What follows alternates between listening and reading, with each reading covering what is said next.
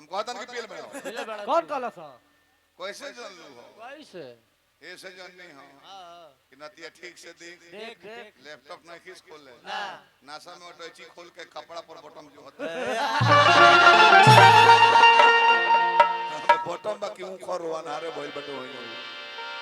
और देवता चित में धरई हनुमत से सर्व सुख रही नासी रो हरि सब पीरा जपति नंदन हनुमत वीरा राम रसायन तुम्हारी पासा सदा रहो रघुपति की दासा सुमति पवन सुत पवन नाम अपने बस करी राखे ई होली हम योदली पल धाम हेम सलाप दे हम धनुज मत सारम ज्ञानी नाम अग्रगण्यम सकल गुण ध्यानम बाणाधीशम रघुपति प्रिय भक्तम वाक्यातम नमामि जेकर में हतना क्वालिटी भरल बा आ तबो दूते कहइले भगवान के सेवक कहइले एक से एक निमन काम कइले आपत विपत में काम मिले भगवान के राम में महावीर ना लागो कृष्ण जी में महावीर ना लागो ब्रह्मा विष्णु शंकर में महावीर ना लागो महादेव भोला बाबा भोले कहां गइले माने देव में महादेव बाकी महावीर राम बाली के मरले तबो ना लागो रावण के वध कइले तबो ना लागो आ हनुमान जी में महावीर लागो तो धन है प्रभु 8 गो क्वालिटी लेके महा के पदवी ले ले महावीर उनकर नाम ना रहे हनुमान उनकर नाम ना हो बजरंग बली उनकर नाम ना हो जस्ट एज पोस्ट एक पोस्ट का पद प्रतिष्ठा का नाम है हमार नाम अभियंता ना हो इनकर मगध सम्राट नाम ना हो पब्लिक लगावल ब्यासी हमार नाम ना हो हमार अरविंद नाम नामू कहला जो राशि देख के धराओ राशि के मुताबिक कौना राशि में जन्म लेकिन महावीर नाम ना उनकर मारुति नाम है मरुत से पैदा हुए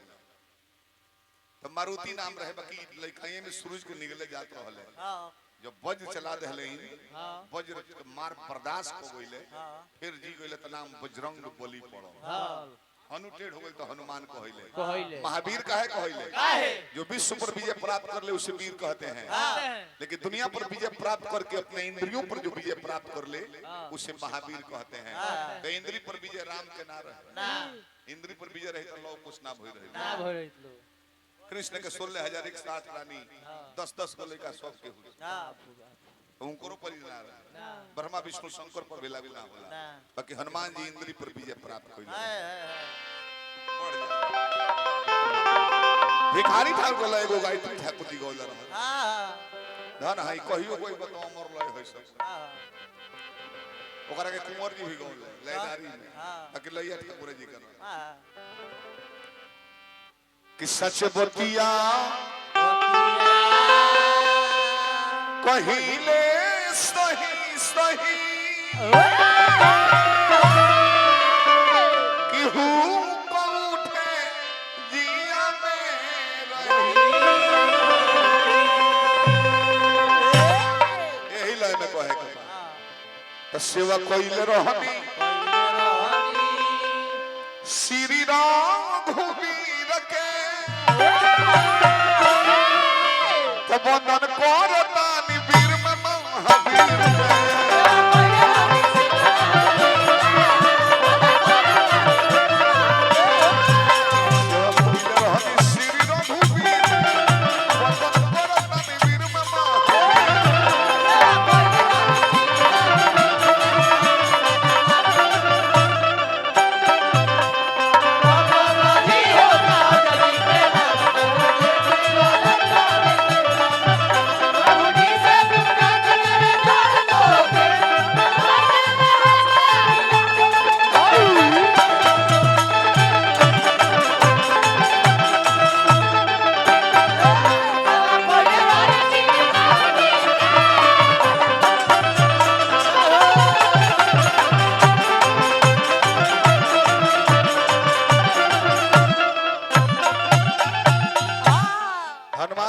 रामायण आगे बढ़ी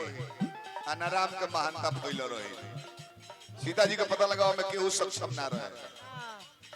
जब सीता जी के पते ना लगी तो राम जी लंका पर चढ़ाई करते कैसे कैसे तब हनुमान जी सीता जी से कहले कि माई प्रभु के प्रताप ऐसा बा कि अब अगर तरह से भेंट भइल बा अब पूरी लंका के गदा के नोक पर टांग ले चले रावण सहित तारा सहित प्रभु के चरण में डाल दे बाकी हमार महानता बढ़ जाई हमरा प्रभु के अवतार भइल बा महंते मर्यादा पुरुषोत्तम काहे प्रभु जी के ले जब तब वहां के नाम बोल रामदूत हवा सीता जी के धावो तो हो कथी की तर जनल रहल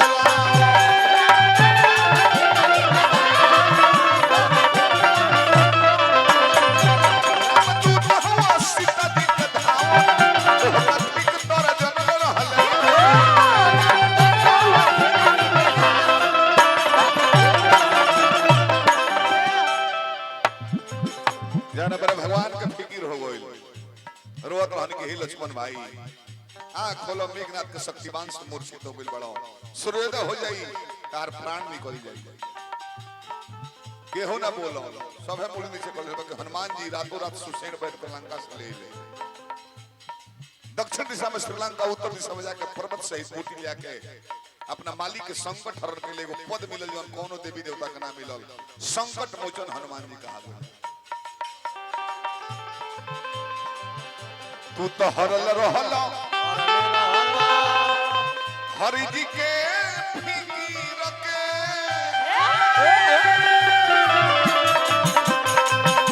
तू तो हरल रहल हरि जी के